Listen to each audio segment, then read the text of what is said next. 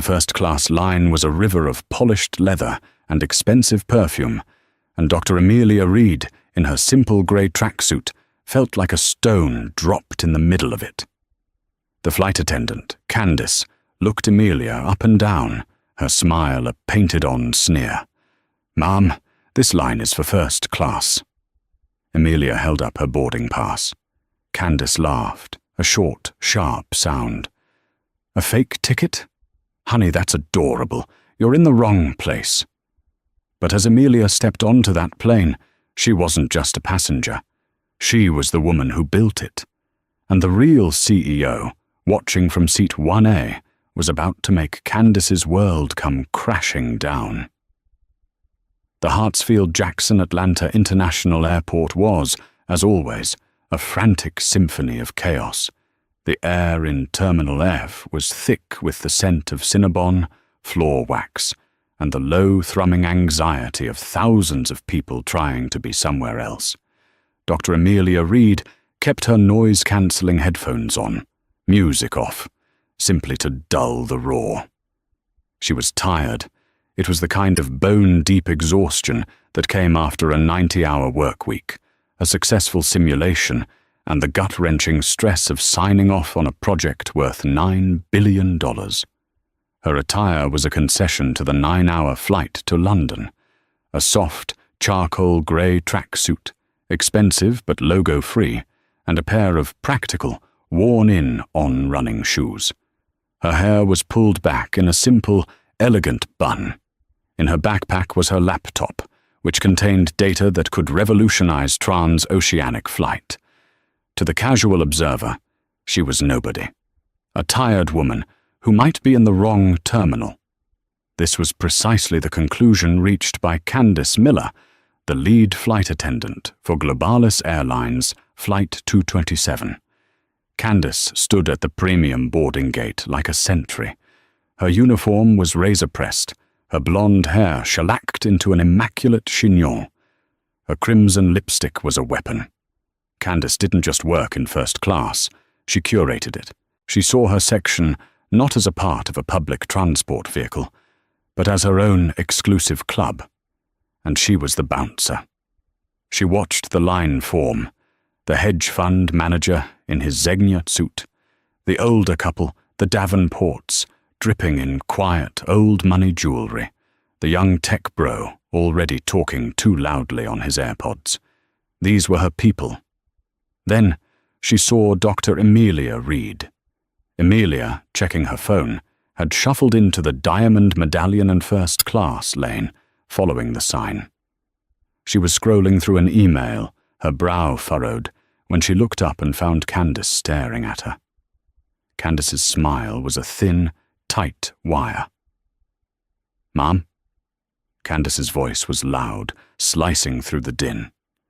Amelia pointed to her headphones and slid them off. "I'm sorry?" "This line," Candace said, enunciating every syllable as if to a child, "is for our first class and diamond guests." Amelia nodded, unfazed. "I know. Flight 227. She held up her phone, the digital boarding pass clearly displaying, "Reed, Amelia, seat 2A, first." Candace did not look at the phone. She looked at Amelia's face, at her tracksuit, at her simple shoes, and she made a decision. "I'm afraid there's a mistake," Candace said, her voice acquiring a sickly sweet tone of pity. "The main cabin boarding is further down. You'll board with Zone 4. The people behind Amelia, the Davenports, were now paying attention. Mr. Davenport let out an impatient sigh. Amelia's brow furrowed. "There's no mistake. My seat is 2A. Could you please scan it?" Candace let out a short, sharp laugh. It was a practiced sound, designed to humiliate. "Oh, honey, that's adorable. You think a screenshot is a ticket? We see this all the time. People trying to get on early, get a picture for their whatever it is you people do." The "you people" hung in the air, thick and toxic. Amelia's exhaustion was instantly replaced by a familiar, cold spike of adrenaline. She had faced this her entire life. The chemistry professor who accused her of cheating because her paper was too advanced. The venture capitalist who asked if she was the assistant at her own pitch meeting. "This is not a screenshot," Amelia said, her voice dangerously quiet. "It is my live boarding pass from the Globalis app. If you would simply scan it, you will see it is valid. Ma'am, I am not going to hold up my actual premium passengers while you play games." Candace waved dismissively. "Security." She didn't actually call security, but the threat was clear. She turned to the Davenports behind Amelia. "Mr. and Mrs. Davenport, so sorry for the delay. Please, come around this person. This is unacceptable," Amelia stated, not moving. "You are denying me boarding. I demand you scan my ticket or call a supervisor." Candace's face flushed an ugly red. She hated being challenged. Her power was absolute in this tiny carpeted kingdom. "You demand? You're in no position to demand anything. You're causing a scene. I could have you removed from the airport." "What seems to be the problem here?" A gate agent, a young man named Kyle with a stressed expression, hurried over. "Kyle, this woman is refusing to leave the first-class line," Candace snapped. "She has some kind of fake ticket on her phone, and she's harassing Mr. and Mrs. Davenport." "It's not fake," Amelia said, her patience shattering. "For God's sake, just scan the pass." Kyle, caught between a passenger and the formidable lead FA, looked desperate. "Ma'am, please, just let me see the phone." Amelia handed it to him. Kyle pressed the scan button on his terminal. He held the phone under the red light. Beep. The light on his monitor flashed green. A ticket printed out. "Read. Amelia. Seat 2A, first." The silence was deafening. Candace's painted smile didn't waver, but her eyes went flat. She had been proven wrong. Publicly. Kyle nervously handed the stub to Amelia. I'm so sorry, Mum. Please, board at your leisure." "My apologies." Amelia took the ticket. She looked directly at Candace. The flight attendant's eyes were filled with a sudden, dark promise of retaliation. "Well," Candace sneered, her voice a low hiss, "wonders never cease. They're letting everyone in these days, aren't they?" She turned to the Davenports. "Right this way. So sorry you had to see that. Let's get you on board and away from the riffraff." Amelia stood there for a long moment, the paper ticket clutched in her hand. She watched Candace lead her real passengers down the jet bridge. She took a deep breath, slid her headphones back on, and followed. The battle was over. But she knew, with chilling certainty, the war had just begun. The Globalis A350 first-class cabin was a marvel of modern engineering. It was branded as the Aura Lux Suite, and it was, in fact, Amelia's baby. She had spent the last 4 years at Aerodin, leading the materials science division that created it. The curved, privacy-high walls weren't just plastic. They were a carbon nanofiber composite she had personally developed, designed to dampen cabin noise by an additional 12 decibels. The starlight ceiling, her algorithm, the bespoke power port that could charge a laptop in 30 minutes, her patent. She was on this flight not for vacation, but for the final in-air performance review. The CEO of Globalis, Harrison Blackwell, was waiting for her final report. Amelia settled into Suite 2A, running her fingers along the smooth composite shell. She loved this place. It was her greatest professional achievement. She opened her laptop and began her work, her fingers flying across the keys, documenting acoustic levels, haptic feedback on the touch screens, and the faint, almost imperceptible vibration in the armrest panel. Slight delamination in the lower panel composite, layer 3. Needs adjustment in the curing process. A shadow fell over her. Candace Miller was standing there, her face a mask of professional contempt. Can I get you a drink? She asked, as if the words physically pained her. Before we depart. Yes, thank you, Amelia said, not looking up from her screen. Just some sparkling water with lime. We don't have lime, only lemon. Candace replied instantly. Lemon is fine. And you'll need to put that machine away for takeoff. It's regulations. She gestured to Amelia's state-of-the-art laptop. I'm aware, Amelia said. I'll close it when the door closes. Thank you. Candace stared at the laptop for a beat too long, her eyes narrowing at the complex equations on Amelia's screen.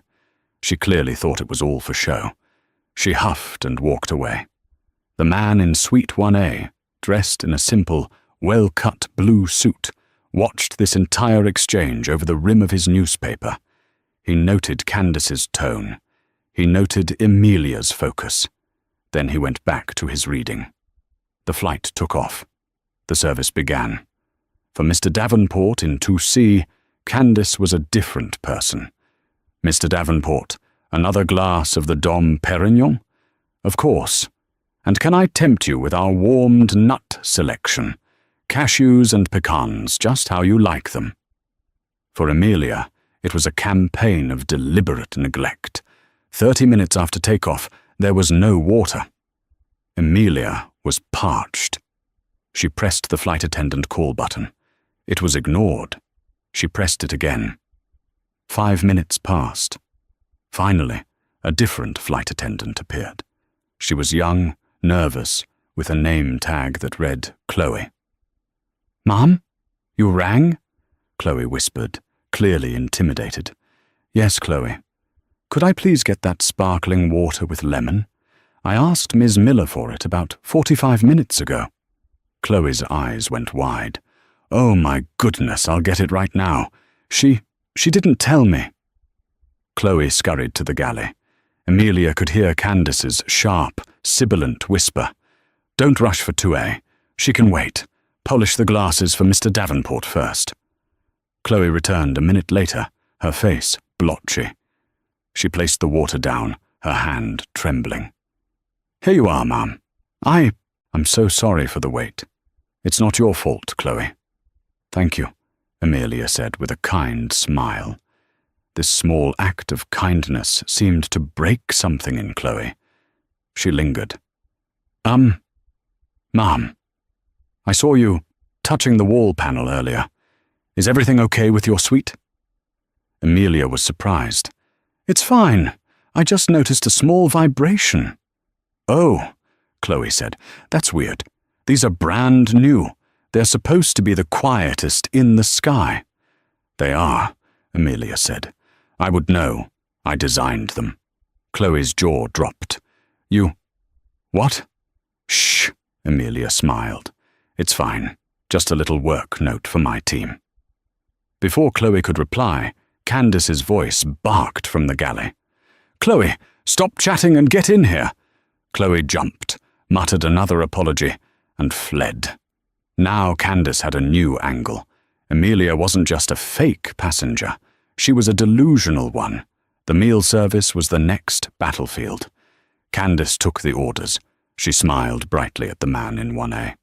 Sir, the seared halibut or the filet mignon tonight? The halibut, please. Thank you, he replied, his voice a calm baritone. She came to Amelia, her notepad absent. You'll have the chicken. It was not a question. Excuse me? I'd like to see the menu. I believe I'll have the halibut as well. Candace sighed, a theatrical gesture of immense suffering. I'm afraid we've run out of the halibut.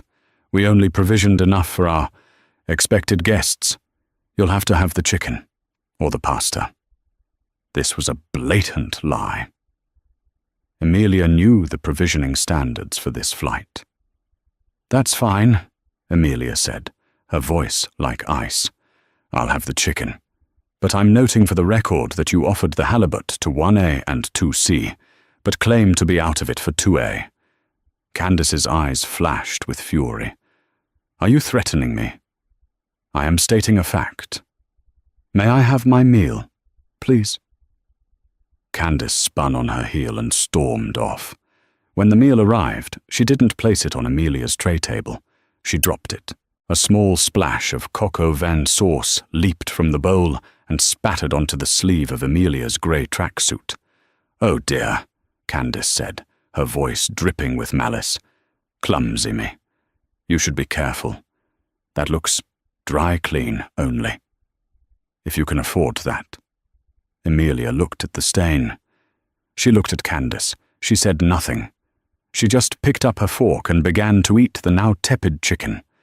Her silence, her utter, unnerving calm, seemed to enrage Candace more than any outburst could have. In the galley, Candace was vibrating with indignation. "Can you believe her?" she hissed to Chloe. "First, she fakes her way on. Then she pretends she designed the plane. And now she's threatening me. She's probably a corporate spy, or just crazy." Chloe looked down, polishing a wine glass.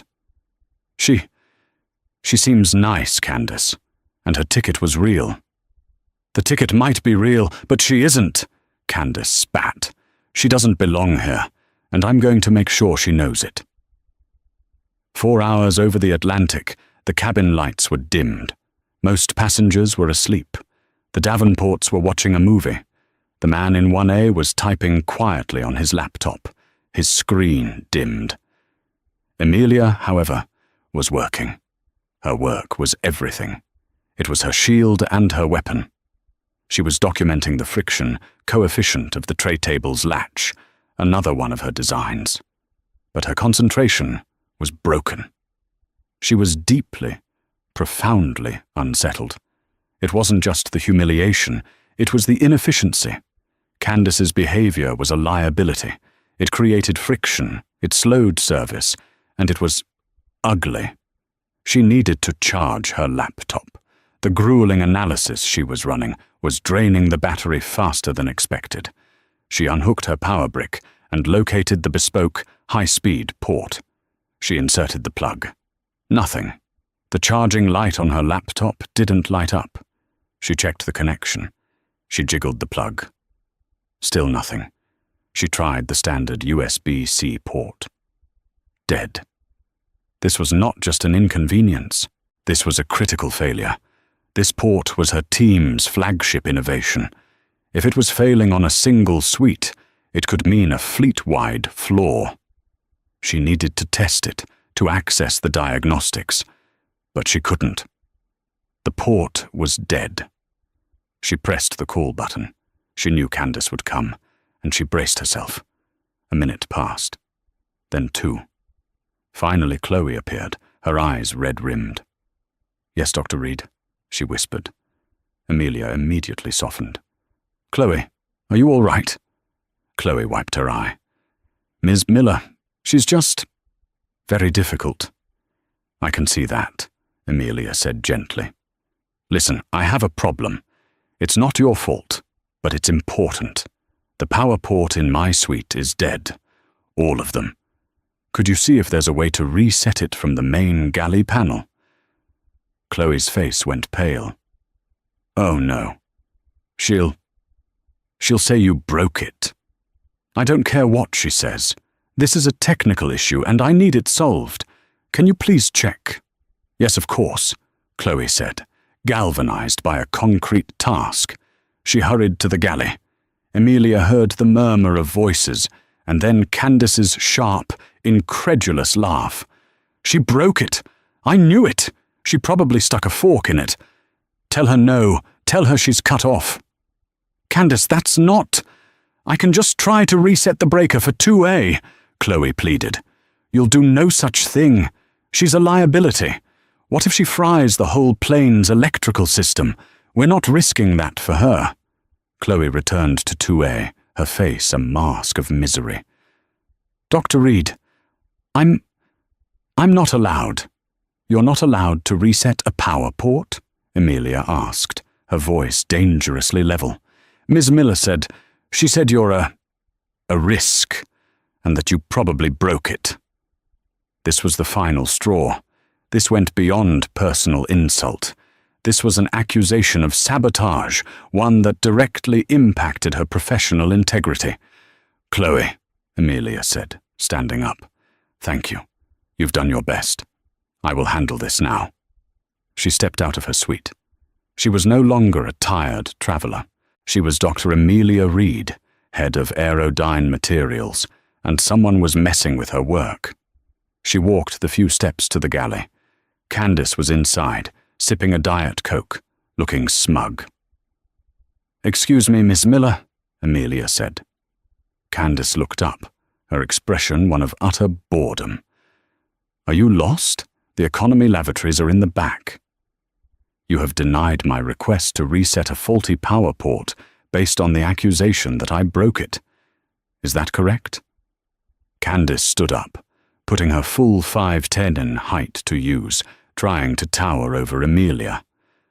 "My flight attendant told me the port was non-functional. Given your behavior, I'm not authorizing any electrical resets. It's a safety precaution. You'll just have to live without your little movies." "This isn't for movies," Amelia said, her voice a low vibration that made Chloe take a step back. "I am running a time-sensitive diagnostic on this cabin's performance for Globalis Airlines. Your obstruction is now interfering with my contracted work." Candace laughed. It was loud and braying, and it caused Mr. Davenport to lift his headphones. "Contracted work. Oh, that is rich. You are really sticking to that story, aren't you?" "I designed the plane." "You're delusional. I've had it. You're unstable, you're harassing my crew, and you're making up insane stories." Candace stepped out of the galley and into the main cabin, projecting her voice. "Ma'am, I am officially giving you a final warning. Return to your seat and stay there. If you get up again, if you harass my crew again, or if you touch any more of the equipment you clearly don't know how to use, I will have the captain divert this flight. You will be arrested for interfering with a flight crew. Do you understand me?" The cabin was silent. Mr. Davenport was openly staring. Mrs. Davenport looked horrified. The man in 1A quietly closed his laptop. Amelia Reed stood in the aisle, her face unreadable. She looked at Candace, this woman who had judged her, humiliated her, and was now threatening her freedom. "I understand you perfectly, Candace," Amelia said. "You have made your position crystal clear." "It's Ms. Miller to you," Candace spat. "I don't think it is," Amelia replied. "You're done." "Is that a threat?" Candace sneered, reaching for the interplane phone to call the purser. "You're threatening a flight attendant. Oh, you are finished." "No," said a calm, deep voice from behind Amelia. "She's right. You are done." Candace froze, her hand hovering over the phone. The man from 1A stepped into the aisle. He was tall, with sharp grey eyes and an air of absolute, unassailable authority. He looked past Amelia, and his gaze locked onto Candace. Her entire body went rigid. The colour drained from her face, leaving a pasty, white mask beneath her makeup. Mr. Blackwell," she stammered. I didn't know you were on this flight, sir." Harrison Blackwell, the chief executive officer of Globalis Airlines, looked at her. He didn't raise his voice. He didn't have to. The quiet coldness in his tone was more terrifying than any shout. "I am aware," he said. "I've been on this flight since Atlanta, and I have been watching. I've seen everything." Candace Miller's world, which had been so solid, so hierarchical, so perfectly under her control, suddenly tilted on its axis. The blood drained from her head, leaving a high-pitched ringing in her ears. Harrison Blackwell. The Harrison Blackwell. He wasn't just a face on the quarterly newsletter. He was the man who held the fates of 80,000 employees in his hands. And he was on her flight, in her cabin. "Sir," she tried again, her voice a desperate, cracking whisper. "This passenger, she has been disruptive. She's been claiming She's been claiming what, Miss Miller? Blackwell asked, his voice dangerously soft.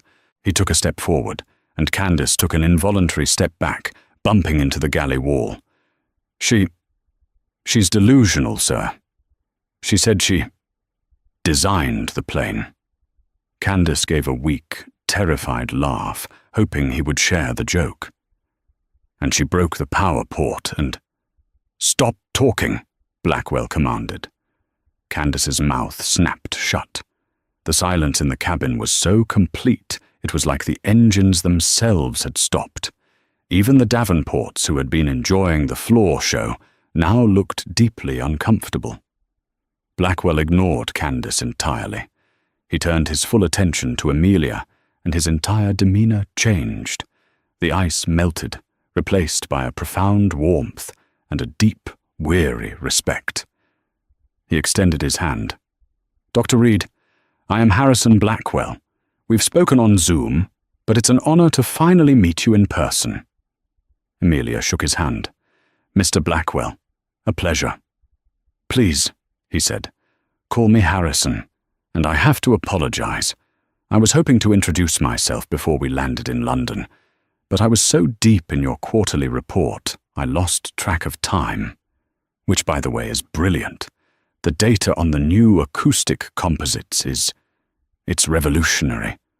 The Davenports were staring, Chloe was staring, and Candace was a statue. Her face was a grotesque mask of dawning, uncomprehending horror." Blackwell gestured to the dead power port in 2A. "The port, correct? Is it a shielding issue with the new harness?" "I believe so," Amelia said. "All business. It's dead on all sockets, which suggests a single point of failure at the suite's junction. Not a fleet-wide flaw, but we need to check the manufacturing lot of the harnesses." "And the armrest panel," Blackwell added, tapping the wall of Amelia's suite. "Vibration. You felt it too." "Delamination in the third layer cure," Amelia confirmed. "It's minor, but it will propagate. We need to adjust the autoclave temperature." Blackwell nodded, a grim smile on his face. He turned back to the frozen flight attendant. "Ms. Miller, do you know who this is?" Candace could only shake her head, her blonde chignon seeming to weigh 1,000 pounds. "This," Blackwell said, his voice resonating through the cabin, "is Dr. Amelia Reed. She is the Chief of Materials Science at Aerodyne. She holds 17 patents that are currently flying on this aircraft. She didn't just design the plane, Ms. Miller. She designed this entire cabin. The Aura Lux suite that you are paid to service. It is her invention. She is on this flight as the guest of honor of this airline, my guest, to conduct the final performance review before we roll out 50 more of these." He paused, letting the weight of the words settle. "She didn't," Candace whispered, her eyes wide with terror. She didn't look what?" Blackwell's voice was now a razor. "Like an engineer? Like one of the most brilliant scientists in her field? She didn't look like she belonged in a seat she invented?" You," Blackwell said, "accused her of having a fake ticket at the gate. I heard it. You deliberately ignored her call light. I saw it. You spilled sauce on her and insulted her. I saw that too. You lied about being out of a meal choice, and you just threatened to have her arrested for reporting a critical equipment failure that she is, in fact, the only person on this plane qualified to identify." Each word was a hammer blow. Candace was visibly shaking, her hands clutching her apron. "Mr. Blackwell, I was protecting the company. I thought she was a spy, or unstable. I was just doing my job." "Your job," Blackwell said, "is hospitality. Your job is safety. You have failed at both, spectacularly. You did not see a passenger. You did not see a guest. You saw a black woman in a tracksuit, and you decided she was not worthy of your time or your respect. You are the instability in this cabin, Miss Miller. You are the liability." He turned to the galley where Chloe was trying to make herself invisible. "Chloe," he said, his voice softening. "Yes, sir." "You will take over service for the first-class cabin for the remainder of this flight. You will report only to the flight purser. Understood?" "Yes, sir. Please get Dr. Reed a new sparkling water with lime. I happen to know we have them. And then please bring me the purser's call sheet." "Right away, sir." Chloe moved with purpose, her fear replaced by a rush of adrenaline. Blackwell turned back to Candace. Her face was no longer pale. It was a mottled, weeping red. "Ms. Miller, you will go to the rear galley. You will not speak to another passenger. You will not look at another passenger. You will not assist in landing procedures. You are relieved of duty, effective immediately. When we land in London, you will be met at the gate by the head of in-flight services and an HR representative. You and I will be having a discussion, but I can tell you right now, your career with Globalis Airlines is over." "Please," Candace begged, the tears finally coming, cutting black tracks of mascara down her cheeks. "Please, Mr. Blackwell, I have 20 years. My pension." "You should have thought of your pension," Blackwell said, his voice devoid of all pity, "before you decided to play God with another human being's dignity." He turned his back on her. "Dr. Reed, shall we? I'd love to hear your other notes. And I believe we have an account to settle over a faulty power port." For Candace Miller, the flight was no longer a flight. It was a prison. She stood, frozen, for a full minute, unable to process the totality of her destruction. The CEO, Mr. Blackwell, was now sitting in the jump seat, across from Dr. Reed's suite, the two of them leaning in, talking in low, urgent tones, pointing at the laptop screen. They looked like colleagues. They looked like equals. "Ms. Miller, go, now," Blackwell ordered, not even looking at her. Candace had to turn. She had to walk. She had to walk out of the sanctuary of the first-class cabin, past the Davenports, who were now staring at her with the same disdain she had shown Amelia. She had to walk through the premium economy curtains, past the rows of sleeping passengers, through the economy galley, all the way to the absolute rear of the A350. It was the longest walk of her life. Every step was a fresh humiliation. The other flight attendants in the economy section looked up, shocked as she stumbled in. They knew the hierarchy. A lead FA never came to the back, except to reprimand. "Candace? What's wrong?" one of them asked. Candace just slumped onto the rear jump seat, her face in her hands, and let out a dry, racking sob. The news traveled through the crew via their internal chat system with the speed of light. "CEO is on board. In 1A, Candace just got fired. Mid-flight, she was harassing a passenger, a VIP, like a huge VIP, the woman who invented the suites. The crew, who had long lived under the shadow of Candace's petty tyrannies, felt a strange, cold schadenfreude. They left her alone, isolated on her plastic seat, to contemplate her ruin for the next 3 hours. Up in first class, the atmosphere had transformed. It was warm, energetic. Chloe, now in charge, was buzzing with confidence. She brought Dr. Reed a new meal, the halibut, which was, of course, available, and a glass of the Dom Perignon, which Blackwell had insisted upon.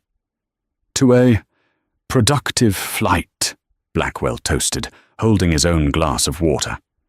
"To fixing the bugs," Amelia replied, smiling. They talked for hours. They talked about resin transfer molding, about the tensile strength of the new alloys, about the supply chain for the lithium-ion power packs. The Davenports, sitting nearby, listened in awe.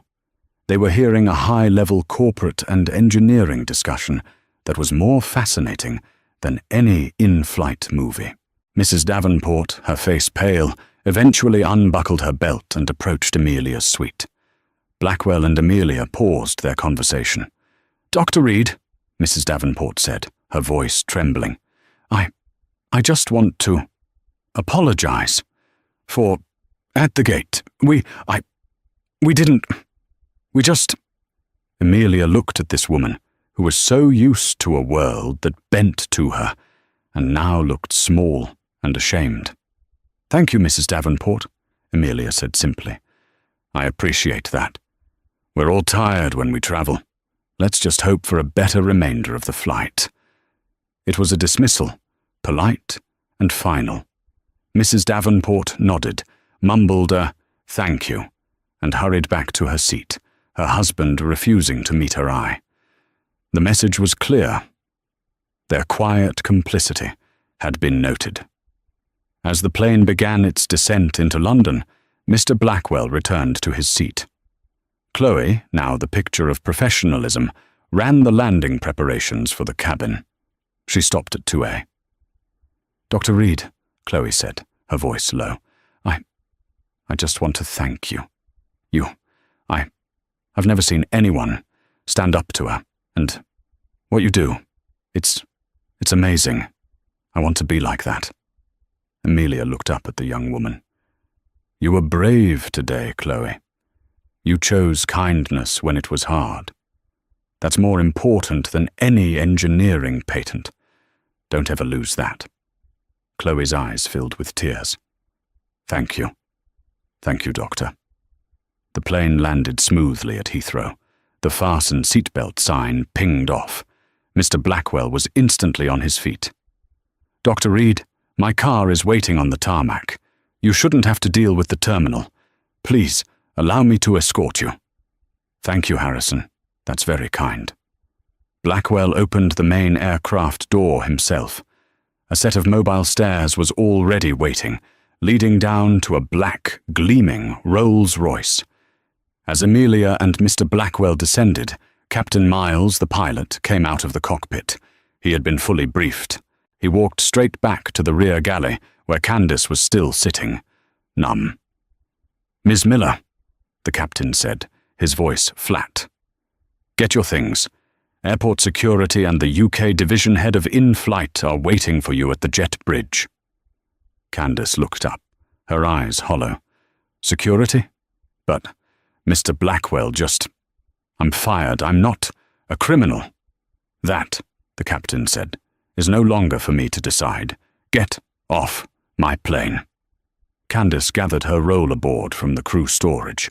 Her hands were shaking so badly it took 3 tries to extend the handle.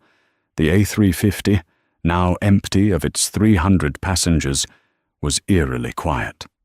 The silence was heavier, more accusatory, than the insults she had hurled just hours before. Each click of her bag's wheels on the cabin floor as she walked up the aisle was an echo of her downfall. She walked past the rows of premium economy, past the business class curtains. She walked past Suite 2A. It was pristine, the seatbelt neatly buckled, the screen dark, a silent, perfect monument to her cataclysmic error in judgment. It looked, she thought with a dizzying wave of nausea, like a throne. She reached the L1 door, the main exit. Captain Miles was there, his face a mask of granite. He didn't look at her. He just gestured with his chin. "They're waiting for you." Candace took a shuddering breath, smoothed her skirt, a meaningless, reflexive gesture of professionalism, and stepped out onto the jet bridge. The air was cool and smelled of jet fuel and the sterile cleanliness of the terminal. And just as the captain had promised, they were waiting. There were 2 men in the dark blue uniforms of Heathrow's specialist airport security, their faces impassive. Between them stood a woman Candace had only seen a few times, but instantly recognized. Genevieve Latimer, the UK division head for in-flight services. Genevieve was legendary. She was rumored to have been MI5, before joining the airline, and she ran her division with surgical, terrifying precision. Her severe black suit, sharp bob, and even sharper eyes spoke of a woman who had no time for excuses. "Candace Miller?" Genevieve's voice was crisp, with a British accent that could cut glass. It was not a question. "Genevieve, Ms. Latimer, please," Candace began, her voice a desperate, high-pitched whine. "It was all a terrible misunderstanding. The passenger, she was. I just made a mistake." Genevieve Latimer took a single, deliberate step forward. She held out her hand, palm up. "Your credentials." "What?" "Your airline credentials. Your ID badge. Now." Numbly, Candace fumbled with the clip on her uniform. Her 20-year career, her seniority, her identity, all of it was distilled into this one piece of laminated plastic. She unclipped it and placed it in Genevieve's outstretched hand. Genevieve didn't just take it. She looked at it, her expression one of profound distaste, as if Candace had handed her something soiled. Then she reached into her suit pocket and produced a small, menacingly sharp pair of scissors. Snip. She cut the badge right through Candace's smiling picture. Snip. She cut it again, this time through the barcode. The pieces of plastic, the fragments of Candace Miller, lead flight attendant, fell to the grey carpet of the jet bridge. "No," Candace whispered. It was a physical blow. "You are hereby terminated from Globalis Airlines. For cause," Genevieve stated, her voice as flat and final as a death sentence. "As of this moment, your flight benefits are suspended. Your pension is frozen, pending a full audit. You are banned from all Globalis property." "My pension? Frozen? For being rude?" Candace was hysterical now. "That's not... You can't. Mr. Blackwell can't do that." Genevieve actually smiled. It was a terrible sight, all teeth and no warmth. "Oh, Candace, you really don't get it, do you? Mr. Blackwell doesn't just act this fast, or this severely, on a simple rudeness complaint. Your performance today was just the opening act." She nodded to one of the security officers, who produced a tablet. "You see," Genevieve continued, "the moment you threatened Dr. Reed, with arrest, Mr. Blackwell's office triggered a full financial and procedural audit on you. They wanted to know what kind of employee would be so reckless, so stupid." "An audit? For what?" "For fraud," Genevieve said, savouring the word. Candace's heart, which had been hammering, seemed to stop cold. "Fraud? What fraud? I've never stolen anything." "Really?" Genevieve's eyebrows shot up. "Funny, isn't it?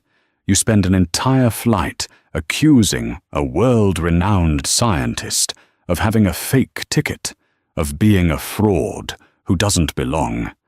It turns out your entire file is illuminating." She took the tablet. "We've been tracking a companion pass scam for 6 months. A high-level employee selling their quarterly buddy passes on the black market for cash, and then listing the buyers as family to bypass the fees. Your cousin list is rather long, Candace. You've registered 42 different cousins this year alone, and we have the bank transfers. From eBay." Candace's legs gave out. She slumped against the jet bridge wall, sliding down until she was sitting on the floor, surrounded by the cut-up pieces of her own face. It was true. All of it. The little scam she'd been running for years, the extra cash that paid for her car, her expensive highlights. She had been so blinded by her own prejudice, so utterly convinced of Amelia's unworthiness, that she had drawn the all-seeing eye of the CEO directly onto herself. Her petty, racist power trip hadn't just cost her a job, It had exposed her as a common criminal. "You," Genevieve said, looking down at her with utter contempt, "are the fake Candace. You are the one who didn't belong. You've cost this company more than you can possibly imagine." "Please," Candace sobbed, the sound pathetic and hollow. "Please, I'll pay it back. You'll be speaking with the Metropolitan Police. You're being detained for questioning on suspicion of wire fraud and theft of services. These gentlemen," she gestured to the security officers, "will escort you." The officers stepped forward. They didn't offer a hand to help her up. They each took one of her arms and hauled her to her feet, their grips painfully tight. It wasn't an arrest, not yet, but it was a detention. They led her down the jet bridge, not towards the border and freedom, but towards the sterile crew and operations back rooms of Terminal 2, a place she had only ever entered as a queen.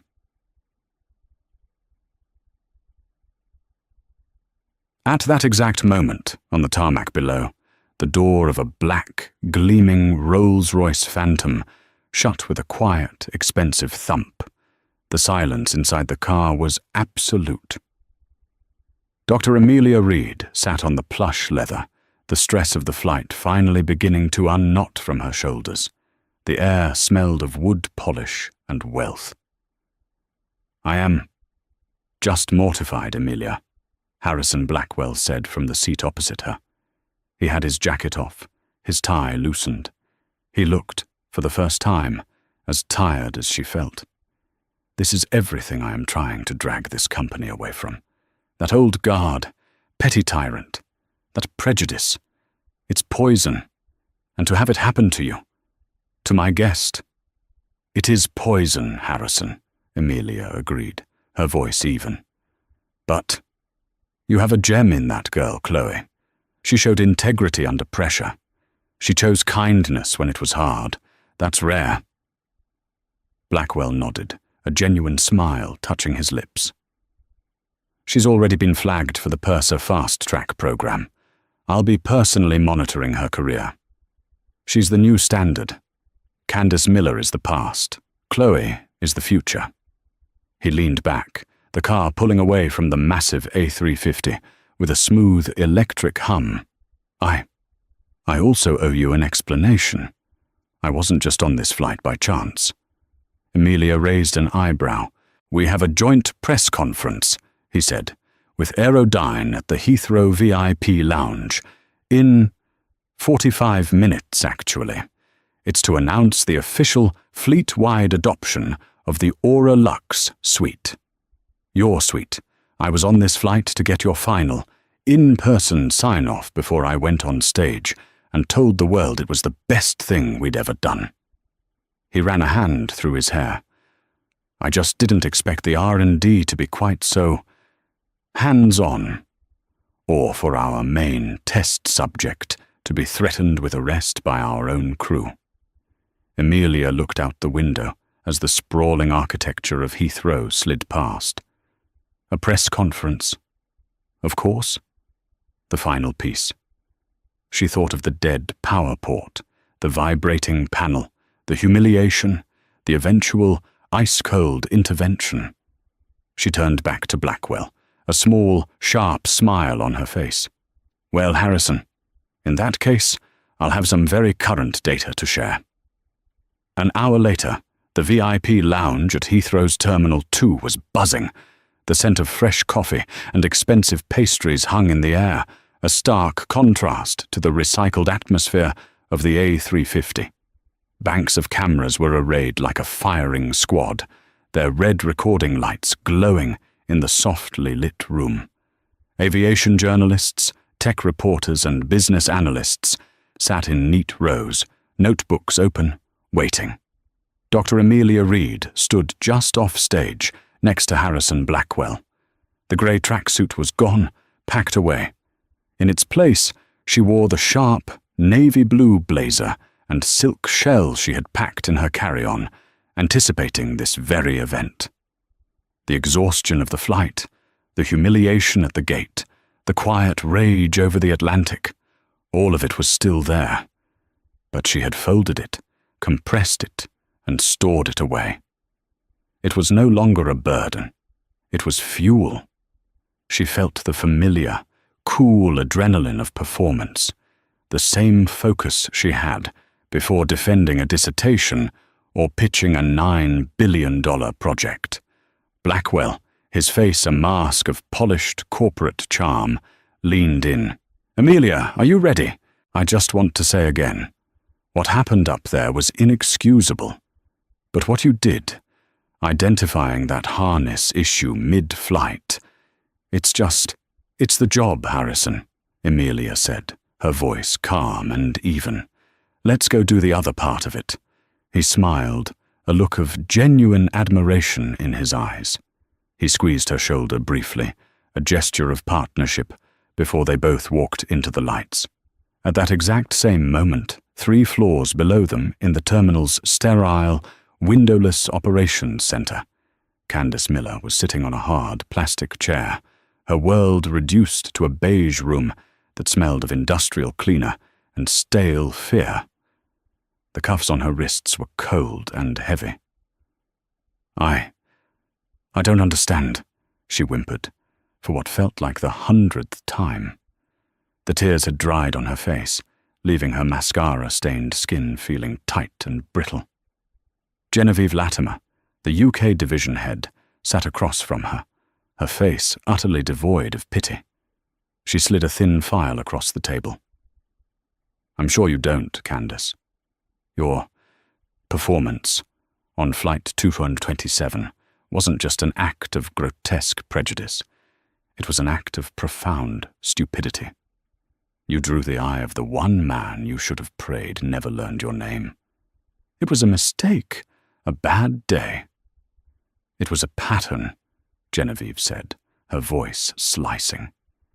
"Mr. Blackwell's office doesn't just freeze pensions for a bad day. The moment you threatened Dr. Reed, he triggered a full financial and procedural audit on you. It's illuminating." She opened the file. Inside were printouts, screenshots from eBay, bank transfer records, a list of 42 names. "You've been selling your companion pass allotments on the black market for 3 years, Candace. You've defrauded Globalis of an estimated £80,000. You listed these people, buyers, as your cousins. You must have a very, very large family." Candace's blood ran cold. The fraud, the real crime. She had been so consumed by her petty power, so obsessed with who looked like they belonged, she'd forgotten her own deep, structural rot. Her harassment of Amelia wasn't the crime she was being punished for.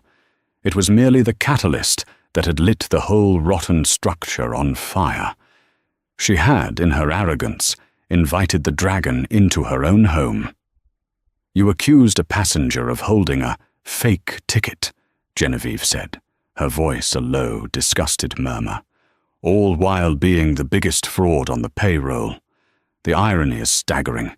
The Heathrow police are on their way. You are being terminated for cause and arrested for fraud. No, please. My 20 years are over." Genevieve snapped the file shut. "Stand up." Back in the press lounge, Harrison Blackwell was at the podium, his voice radiating confidence. "And we are not just investing in new planes. We are investing in a new philosophy, an experience that is seamless, quiet, and restorative. But I am not the architect of that philosophy. It is my distinct honor to introduce the true mind behind this revolution in travel. The woman whose team at Aerodyne made the Aura Luxus suite not just a concept but a reality. The woman who, I'm proud to say, was on this very flight, personally signing off on the final in-air metrics. Ladies and gentlemen, the head of materials science at Aerodyne, Dr. Amelia Reed." The room erupted in applause. Amelia walked to the podium, the flashes of the cameras washing over her. She saw the faces, curious, respectful. Not a single one looked at her as if she was in the wrong place. "Thank you, Harrison," she began. Her voice resoned through the sound system, clear and strong. "What we've achieved here is a paradigm shift in passenger experience. We didn't just want to build a seat, we wanted to build a cocoon." She was in her element. She spoke of the hollow fiber carbon composites, the algorithm that controlled the dynamic noise-cancelling waves, the user-centric design that powered her team's research. "We wanted to create a space," she continued, her passion evident, "where the noise of the world, the vibration of the engines, the very stress of travel, simply melts away. A place where you can work, or rest, or simply be, and arrive at your destination as a better version of yourself." Below, in the main arrivals hall, the automatic doors slid open. Candace Miller was marched out of the operations corridor by 2 uniformed Metropolitan Police officers. The handcuffs were stark against the cuffs of her uniform. The bustling terminal, the place of her absolute power, was now her stage of shame. Travelers streamed past, some staring, some whispering. She tried to make herself small, to hide her face, but the officers at her elbows were tall, and they walked with purpose, pulling her through the crowd. And then she heard that voice. A paradigm shift in passenger experience. Candace stopped, her feet rooted to the polished floor. She looked up. There, on a massive 20-foot television screen mounted above the terminal, was the live feed of the press conference. She saw her. The woman from 2A. The woman in the tracksuit. She was standing at a podium, bathed in light, looking radiant, powerful, and utterly in command. The name on the screen beneath her image read, Dr. Amelia Reed, Aero Din. Candace's stomach dropped. The world tilted, the sound of the terminal fading to a dull roar, replaced by the amplified voice from the screen. A reporter in the front row stood up. "Dr. Reed, a question. You speak about the passenger experience, but with ticket prices so high, many feel that airlines, especially in first class, have become hostile, that they've forgotten the human element. How does Globalis respond to that, when a passenger in a premium seat might still be treated poorly?" Candace couldn't breathe. The question was a laser, aimed at her. She was forced to stand there, in handcuffs, and watch her victim deliver the verdict. On the screen, Amelia paused. She looked at the reporter. Her eyes, magnified 20 feet high, seemed to look right through the camera, past the press room, down through the floors of Heathrow, and land directly on Candace. This was her moment. She could have told the story. She could have detailed the humiliation, the spat out, "you people," the spilled sauce, the threat of arrest. She could have scorched the earth, but she didn't. She was Dr. Amelia Reed. She built things. She didn't just break them. "That's a vital question," Amelia said, her voice clear and strong, echoing through the vast arrivals hall. "The most advanced technology in the world, my technology, means nothing if the human element is corrupt. A luxury suite is worthless if the person servicing it makes you feel worthless." Candace let out a small, strangled sound. "She said that, I said that. I had an experience on my flight today," Amelia continued, the entire terminal now her audience. "A service issue, a significant one. And I can tell you that Globalis Airlines, from the CEO down, proved that they are not a company that tolerates prejudice. They are not a company that allows people to be judged by their clothes, or their color, or where someone thinks they belong." The officers tugged on Candace's arm. "Move along." But she was transfixed, watching her own execution. "They are a company that believes in seeing people," Amelia declared. "And when one of their own fails that standard, they fix it, immediately." That, to me, is worth more than any fancy seat. That is the new standard of luxury, and that is a company I am proud to partner with." The press room exploded in applause. Harrison Blackwell, his face a picture of profound relief and gratitude, reached over and shook her hand. In the arrivals hall, Candace Miller finally broke. A wild, guttural sob tore from her throat. It wasn't just her job. It was her identity. She had been so obsessed with who belonged that she had failed to see the one person who had built the very world she pretended to rule. She was the fake. She was the fraud. She was the service issue.